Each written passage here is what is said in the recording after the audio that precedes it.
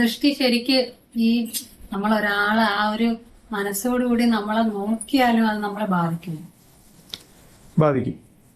അയാളുടെ ഓറ എത്രത്തോളം നെഗറ്റീവ് ആണ് എന്നുള്ളതിനനുസരിച്ച് നമ്മളെ ബാധിക്കും. നമ്മുടെ ശരീരത്തിന് ഒരു സൂക്ഷ്മമായ ഒരു ഊർജ്ജമുണ്ട്. അതുകൊണ്ടാണ് ചില വ്യക്തികൾ നമുക്ക് അടുത്ത് വരുമ്പോൾ സമാധാനം വരുന്നത്. ചില വ്യക്തികൾ നമ്മളുടെ അടുത്തേക്ക് വരുമ്പോൾ നമുക്ക് ഒരു സുഖമില്ലായ്മ അല്ലെങ്കിൽ ഇഷ്ടമില്ലായ്മ ഉണ്ടാവുന്നത്.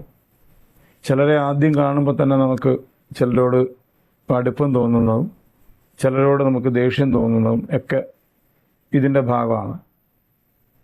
ചിലർ നമ്മുടെ ജീവിതത്തിന് അസൂയയോടോ വെറുപ്പോടോ മനസ്സിൽ നെഗറ്റീവ് എനർജിയോട് കൂടിയോ നോക്കുകയോ ചിന്തിക്കുകയോ ചെയ്തു കഴിഞ്ഞാൽ അത് നമ്മുടെ ജീവിതത്തിന് നെഗറ്റീവായിട്ട് ബാധിക്കും.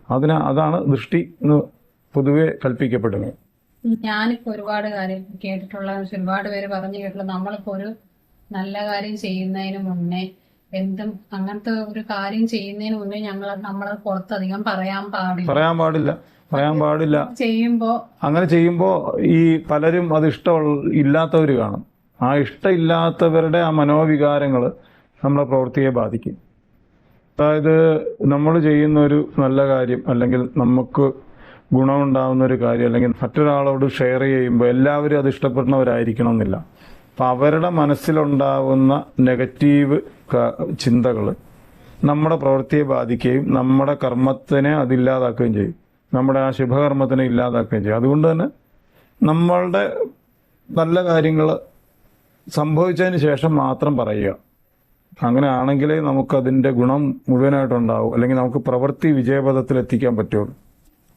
ഈ പറഞ്ഞാല് സോഷ്യൽ മീഡിയ ഒരു വീഡിയോ ഇടുമ്പോഴൊക്കെ നമുക്ക് അതൊരു നമുക്ക് തന്നെ പണി കിട്ടാറുണ്ട്.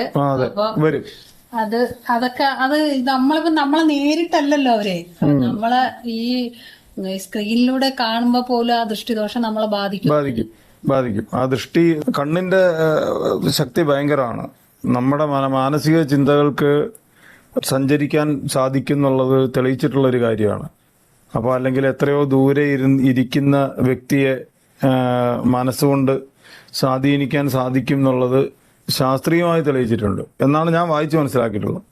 അപ്പോൾ അങ്ങനെ വരുമ്പോൾ നമ്മളുടെ ഈ റീലും മറ്റുള്ള കാണുന്നവർ അവരുടെ നെഗറ്റീവ് ചിന്തകൾ നമ്മളെ സ്വാധീനിക്കാം, നമുക്ക് പ്രശ്നങ്ങളുണ്ടാക്കാം.